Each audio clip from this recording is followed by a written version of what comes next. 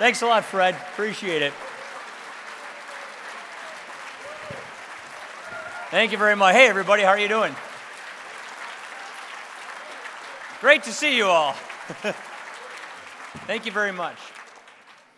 I was with Fred Young on Saturday at a Get Out the Vote rally. We get this thing called an election tonight. And so in about 6 minutes, the polls close in Wisconsin. And let's just hope when we start counting the votes in 6 minutes, we will show that Wisconsin got our state back and that we Wisconsinites will save Wisconsin.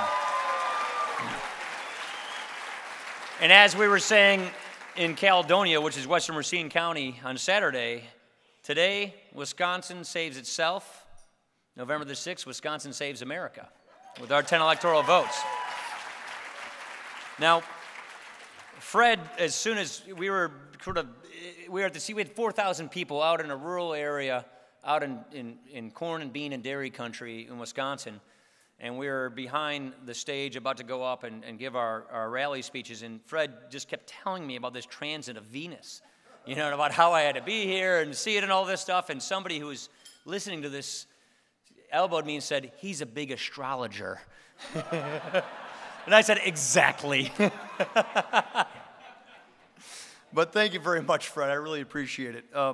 Also, I just want to say, I know Matt Ridley's not here, but as a young student of economics, I knew Julian Simon, a brilliant economist and just a wonderful human being. I mean, it's just such a fitting tribute to Julian's memory that you do this, Fred. So I just want to tip my hat off to the Julian Simon Award.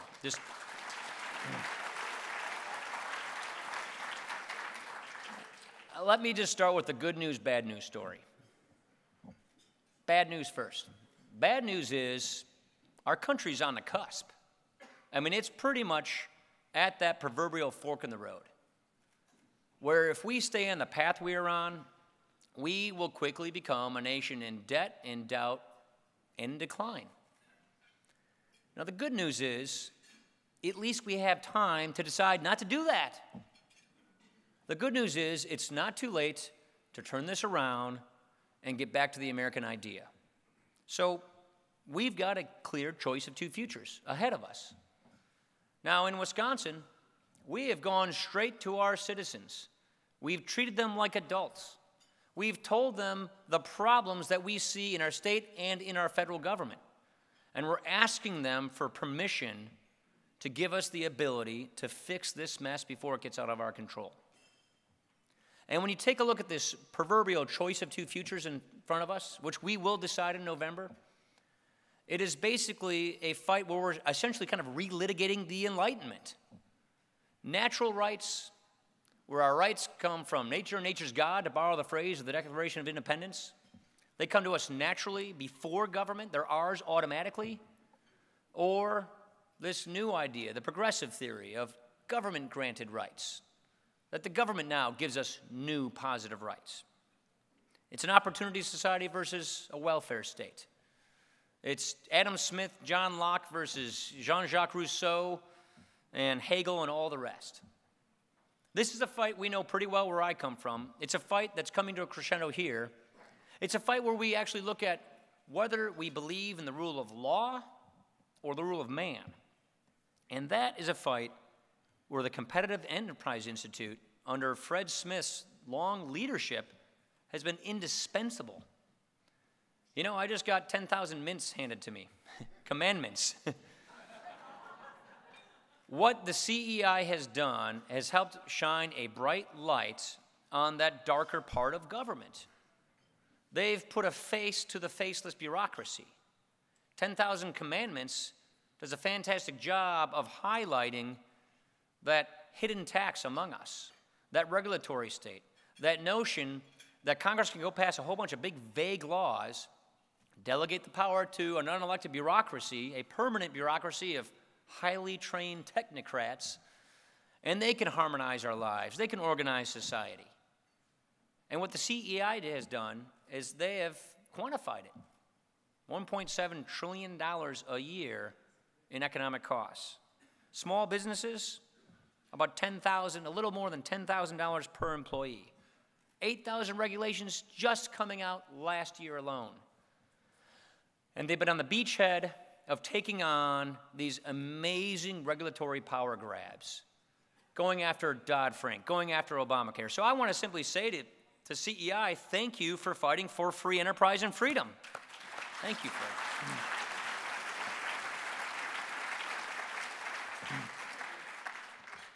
Now this whole thing's coming to a big crescendo. And when you take a look at where we stand right now, and if you want to look at how this movie ends, look across the Atlantic and see what's going on in Europe. Look at the two tipping points that we're on the cusp of hitting ourselves. On the one hand, we have this tipping point of debt. That's pretty easy to quantify. Our gross debt is as big as our economy. We know that sooner or later, we're not going to be able to control our entire debt situation. Sooner or later, interest rates are going to leave us, and we will not be able to control our own fiscal future. Sooner or later, the debt will take our economy to a point where we go beyond just managing our decline and having a lost decade. The more insidious tipping point is one where we become a net majority of takers versus makers in America, where we trade in the notion of an opportunity society, of limited government and economic freedom with the safety net, and exchange it for a European-style cradle-to-grave welfare state. Tax Foundation is another great think tank. They tell us that 20% of Americans get 70% of their income from the federal government, so they're totally dependent. Another 20% of Americans get 40% of their income from the federal government, so they're reliant. They say that 70% of Americans get more benefits from the federal government in dollar value than they get back and that they pay back in taxes. So you could already argue that we're past that tipping point, that we're already a majority taker versus maker society. But that's just really not the full picture. Because what our communities tell us, what our constituents tell us, what surveys tell us, is that the vast majority of Americans still want the American idea. They still believe in that opportunity society. People are down on their luck right now, no two ways about it. Where Fred and I live, in Janesville and Racine, we've lost lots of manufacturers. And so a lot of people in the middle of their lives, in their 30s and their 40s and 50s, lost the job that they thought they'd have for the rest of their life, and now they're looking. But they haven't given up hope. They're getting back on their feet, going back to school. They're in a tough position in their life, but they still see a horizon for themselves where they make their lives better for themselves and their kids are better off. So we haven't reached these tipping points yet. But if we keep staying on this path we're on, we'll get there. And that leads us to this decision we have in front of us. That tells us what kind of decision we're going to have to make as a country this fall. Now, I know this is a 501c3 organization, so I'm not going to get into politics. But I'll get into the quote-unquote narrative that is being told this year by our commander-in-chief. You see, he can't run on his record. It's miserable. Look at just the recent jobs reports. Look at the debt. Look at the fact that no attempt has been made to get this fiscal situation under control. Look at the fact that the Senate hasn't done a budget in 3 years. So it's a record that cannot be run on. The president hasn't changed his tune. After the 2010 election, when the Republicans took the House, he doubled down in the same direction. They call it the third wave of progressivism. So if he's not going to run on his record because he can, and he's not going to change his tune, what's left? What is left is to divide this country in order to distract this country.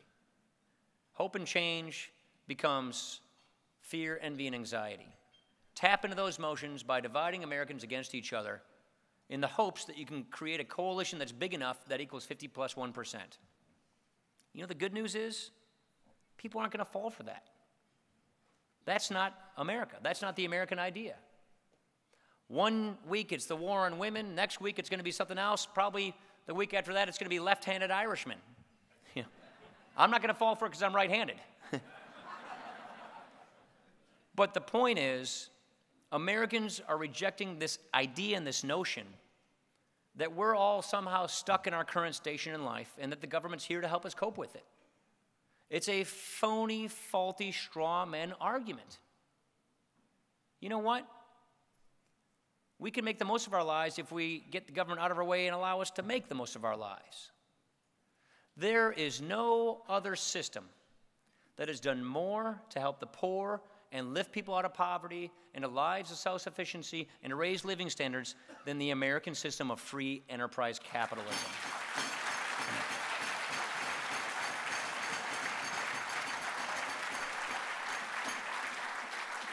And so that is the good news. The good news is we know what works.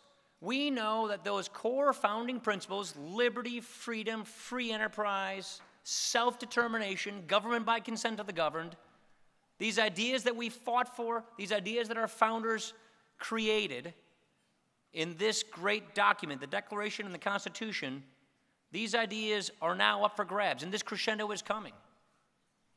And what we owe you, those of us who are elected, what we owe our families, our constituents, our country, is to let them choose. What do you want?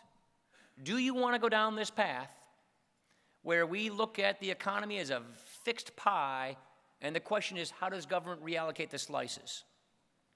Are we stuck in our current station in life, and we just need to delegate to a lot of really smart people in Washington to regulate, to harmonize, to organize, to micromanage? Or are we sovereign as individuals? Is the nucleus of our society and the economy the person or the government? These are the questions we're going to have to answer. And what we owe the country is let them make the choice. What do you want? You want that opportunity society, that sense of limited government and economic freedom with the safety net? Or you want the cradle-to-grave welfare state, the social democracy, which inevitably and invariably ends up in a debt crisis? And if we give the country that very clear, crystal clear choice, you know what? Just like I'm predicting tonight in Wisconsin, we'll win. We will win this choice.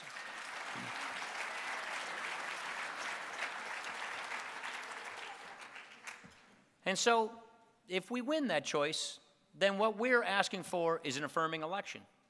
We're asking for the permission to see this right, to fix this mess, to fundamentally reform our tax system, to get Washington out of the business of picking winners and losers, to allow people to do what they want with their own money.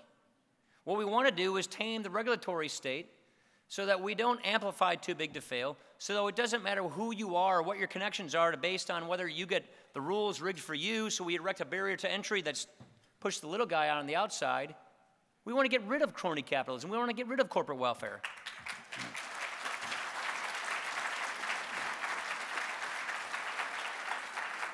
And the first thing Republicans need to do is acknowledge that we were complicit with this for a long time.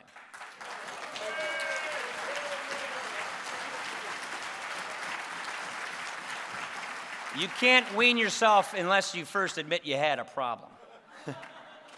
And so we have to purge ourselves of this notion of crony capitalism and corporate welfare, get back to economic liberty, clear, fair, transparent rules for everybody. And when it comes to these entitlement programs, when it comes to these health care programs, do our rights now come from government? Because if that's the case, like health care, then government has the right to redistribute it. Government has the right to ration it. Government has the right to tell us when, where, how, and if we get it.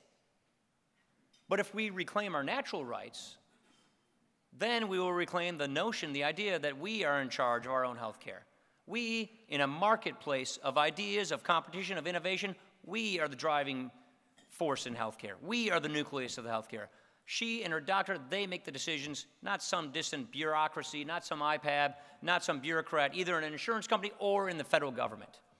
If we get these focused principles right, reapply the founding principles, fix our entitlement time bomb, clean up our tax code, have a real energy policy where we actually get to use our own energy that we have in this country.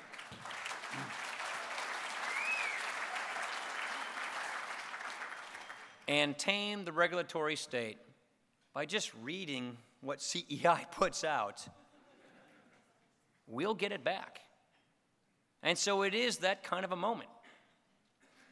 It's one of those moments that is really kind of rare, because it's rare in American politics to arrive at a moment where we are debating the very nature of American democracy and the social contract, but that is exactly where we are.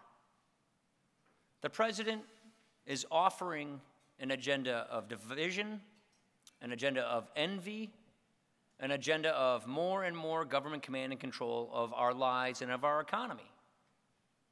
And if we don't agree with that, not only do we have to stand up in opposition to it, but we have to show how the founders got it right. John Locke, Adam Smith, those guys were right. How do we get back to limited government, economic freedom, and a country where we, as citizens, are the nucleus of our economy and society, and not the government?